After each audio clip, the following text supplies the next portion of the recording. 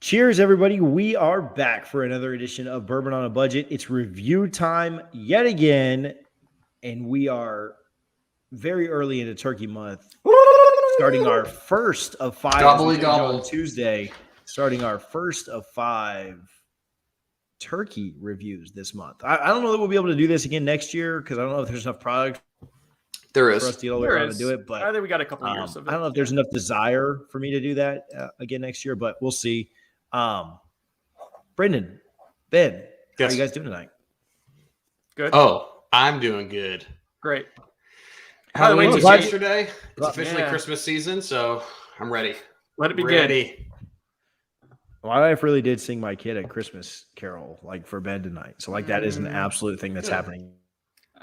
I think we need to make it past Thanksgiving before we can start doing November 1. TJ's internet is just TJ's internet is complete garbage. It's poop. Ben, you guys have the same internet, don't you? You're literally 10 feet from each other's houses. You would think that with the proximity, he has garbage internet, but my internet's a king. Maybe switch to Ben's company because it's happening soon. All right, what are we reviewing today? Let's get through my bad internet. What are we reviewing? Funny that you should ask. So we're starting off Wild Turkey Month in November with a bourbon that is at the heart of Wild Turkey's brand ambassador, Matthew McConaughey. Ben? All right. This is his baby, his masterpiece. It is Longbranch. Him and Eddie Russell got together and they said, hey, you know what, Matthew McConaughey, we want you to be the face of our bourbon and promote it. And Matthew McConaughey was like, sure, but I want to be a part of actually making and being creative with the bourbon. So, as being the brand ambassador, he actually got behind this and they went to the think tank and said, let's see what we can do to make this bourbon all right. And they said, what we're going to do is take Mr. Texas, Matthew McConaughey, and do a little Texas spin on our bourbon. So it's Kentucky bourbon. It's 8 years old. It's proofed at 86, a little weak. 75% corn, 13% rye, 12% malted barley. Pretty high amount of malted barley there. Here's what makes it interesting and Texas-related, fellas. This is a part of the whiskey is finished in a mesquite wood cask. Huh? What? Porqué? I didn't know. I guess I should have known that mesquite was a wood and that would have had to have come from a tree. It's a shrub, small tree. I didn't know that it was like a plant until doing research for this. I just always assumed it was more of a spice, but I guess mesquite wood for barbecue makes sense. Yeah. And smells kind of like Lay's barbecue potato chips. Oh, in a glass. Yeah, it's spicy. So there's MSRP some mesquiteness to that. Sorry, what's the MSRP? $40. This is a couple years old. I got this bottle. $40? Yeah, I think I got it at 35 from Costco back before I hated Costco. Yeah, well, Costco's great, but Costco's the best. I didn't know this was this expensive. I didn't. So that's going to change the way. Yeah, I thought it was like 30. Pre-production, Ben's like, oh, this isn't bad. This isn't bad at all. I know. Really nice. I was like, now he's like, oh, this nose is terrible. We should save the MSRP for the end because it doesn't skew anyone's opinion more than Ben's during the actual process. It really does. MSRP is super important. Before we get into this, all right. So when we rate this thing, eventually, we're going to give 2 points for the nose, 4 for taste, 1 for finish, 1 for cohesiveness and complexity, and then 2 for value. Ben, I was talking with Brendan about this the other day. This should probably be one of the quiet things, but I'm saying it out loud. We probably should not say this on the show, but anyway, we'll do it anyway. We'll do it live. We're not live, so it's fine. I try to not let cost impact my nose, taste, finish, and cohesive and complexity. I feel like you do let value impact those things. Yeah. Like I try to rate a nose just based on the nose and not think about the value until the final point. So whether it's $500 or $50, if it's a good nose, a good nose. And I try not to think about the value in that. Anyway, that's just my thought. You can do whatever you want. I'm middle of the road. I like to impact it a little bit, but not totally. There's a certain expectation that is set. But yeah, I guess if we did it blind, that would be probably a good exercise too for determining value. But whatever. YOLO. No. Because if you're thinking about the value the whole time and you're letting that impact it, then you're just kind of getting double docked or double You're docking it twice or you're giving it a boost twice. All right, we're 5 minutes in. What's this nose smell like to you guys besides barbecue chips? I get a lot of like vanilla and creaminess, a little bit of lemon, black tea. Oh, lemon. You know, it's not a bad nose. It's like an Arnold Palmer. Yeah, it's not a bad nose. I got lemon Arnold right Palmer off. Usually goes in a glass. Sometimes it's in a can.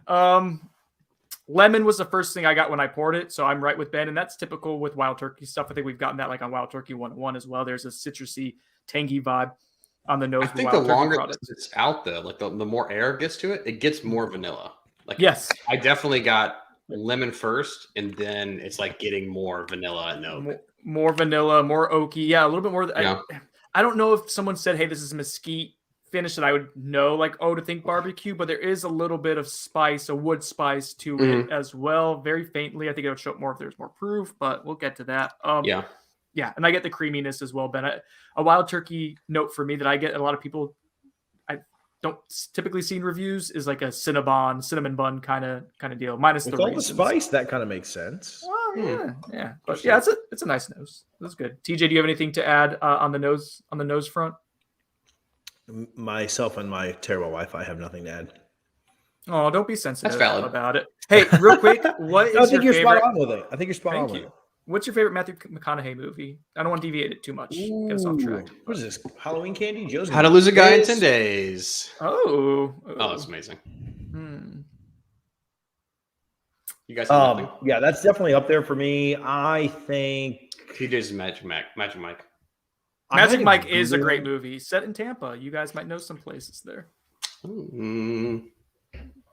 Like the actual it might be How to Lose a Guy for me too. Really? Yeah. I like Mud. Mud was great. I like Mud a lot. No, okay. No, mine is A Time to Kill. Is that Matthew McConaughey? Isn't it? Is it not? Is it? Welcome to Cinephobe. Wrong podcast. All right, back to Ben. Yeah, it is, right? What was yours? What's yours, though? I don't really have one. I just wanted to ask you. Yeah, Time to Kill is definitely mine. Failure to Launch. Oh, Wolf of Wall Street's up there too. I know there's a guy in that one. But yeah, that's definitely one that I like. I was carrying us during that. Don't worry. Ben. Okay. Come on. Sure. My thumb in my chest, like Matthew McConaughey. Yeah. All right. What about the taste, Brendan? The whiskey just hit me in the eye. Hit me in the eye. Do something productive. Ben, go. The whiskey just hit me in the eye. Okay. So the taste is very delicate. It's soft. I think this is more of like the creamy vanilla taste. There's definitely a little bit of spice going on, but the low proof, which we haven't disclosed yet, but it's, what is it, 86? Yes. 86? I mean, this is arguably one of the easiest things we've had to drink. Yeah, I would say this is like very entry level. Very entry level, but like enjoyable. Definitely enjoyable and drinkable.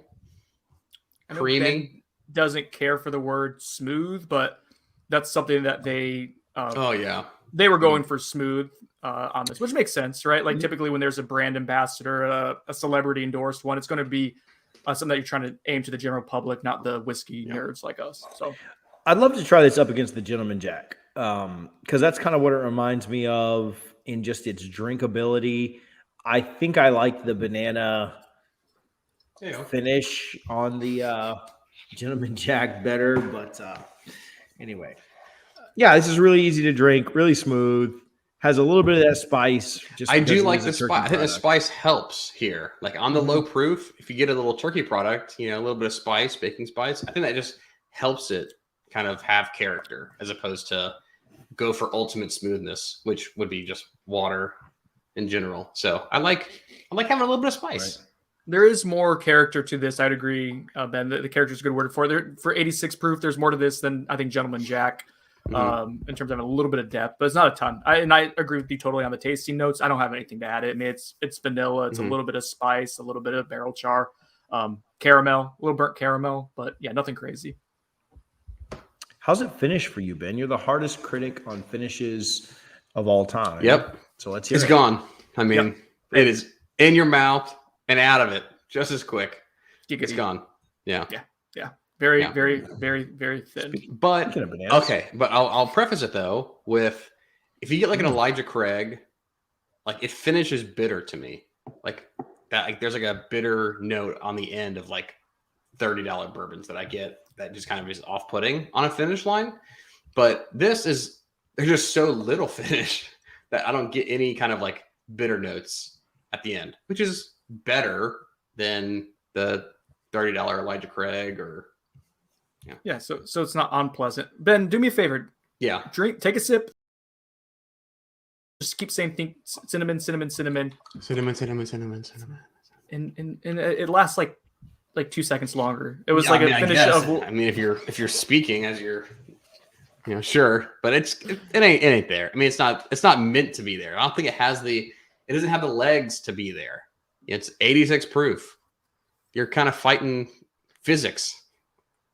Eddie Russell said this was made for cocktails or to be drank in the summertime. Okay, definitely in the summer. Or like if you've just got off like a definitely 60-minute Peloton in the ride, summer. You need something to like refresh. Right. Like definitely in the summertime, but that hits the spot. If you put this in a cocktail, like let's say you make anything like an old fashioned, you would just be tasting simple syrup and bitters. Like the bitters would overpower this.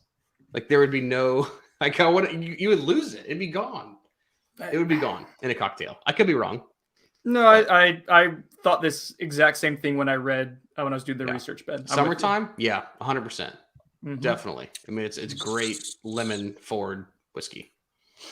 Well, have you guys ever experienced anything or done anything with those internet those rocks cubes?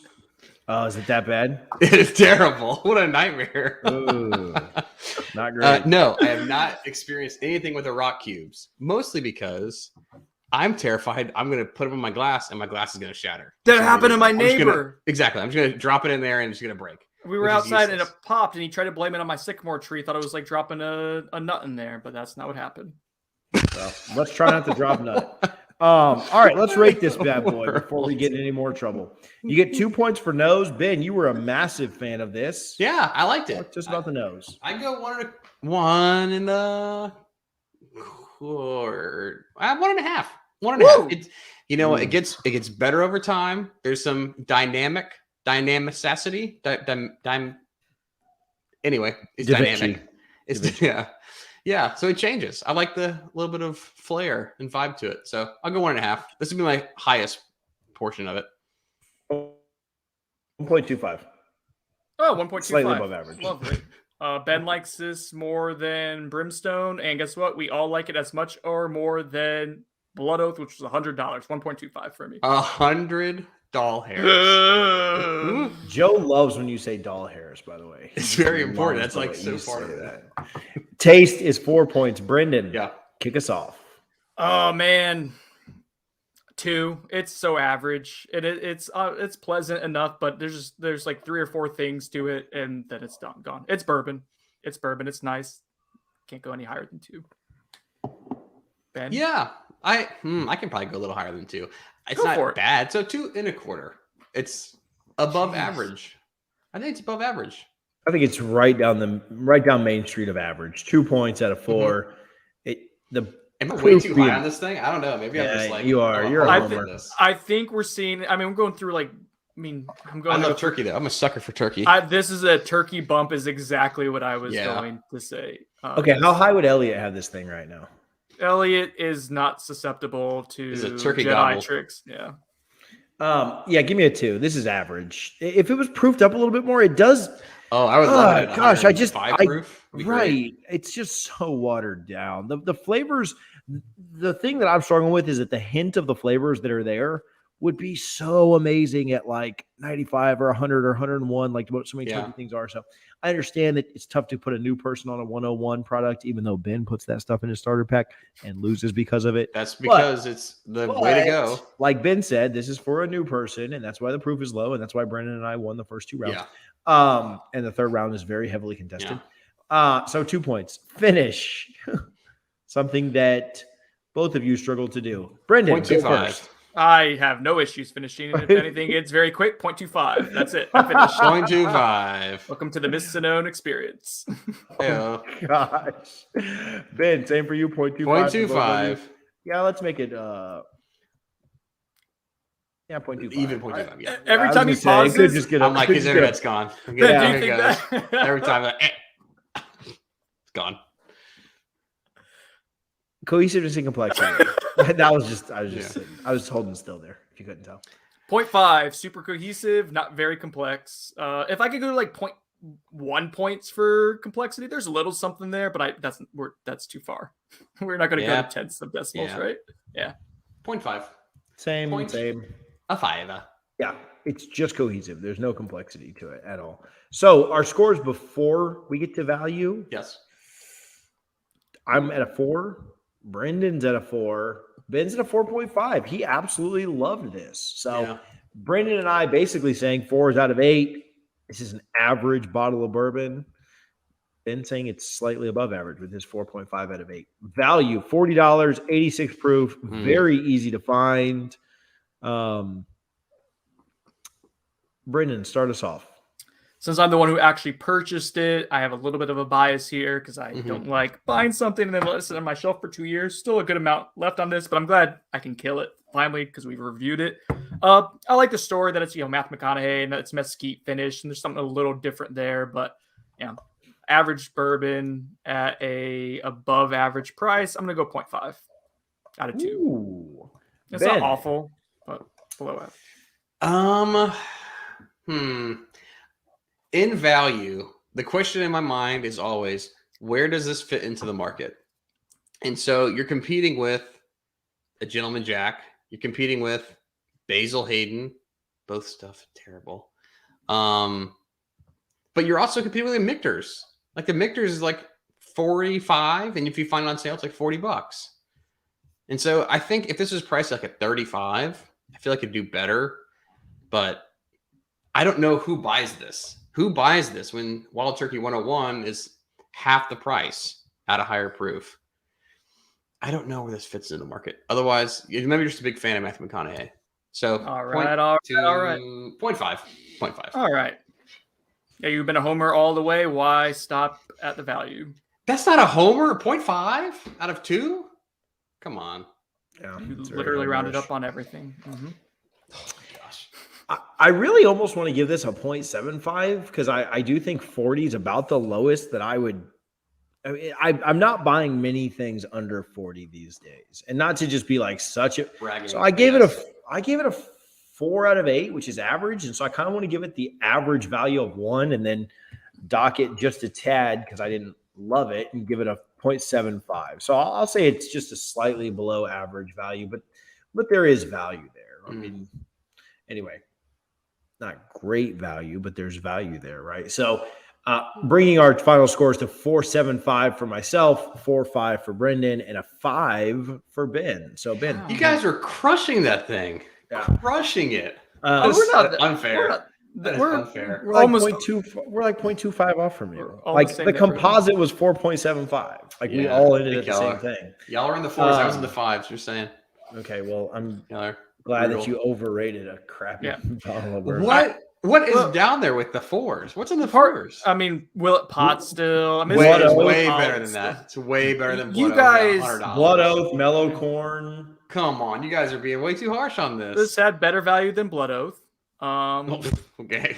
Ben gave or better score than Blood Oath. Yeah. Ben gave this a better score than he gave Whistle Pig 10. Well, Whistle Pig 10. How much is that bottle? That's way more, right? I would absolutely go for that. You know what? TJ compared it to Gentleman Jack, which is a very inappropriate name in our spreadsheet on the Gentleman Jack. That's when it's changed. That was a 4.5 composite. So like this is kind of, Okay. I don't disagree then. Widow Jane Decadence was a 5. The only reason this went over is because that was the half point absolute Decadence. homer on it. No. That's the only reason it went over.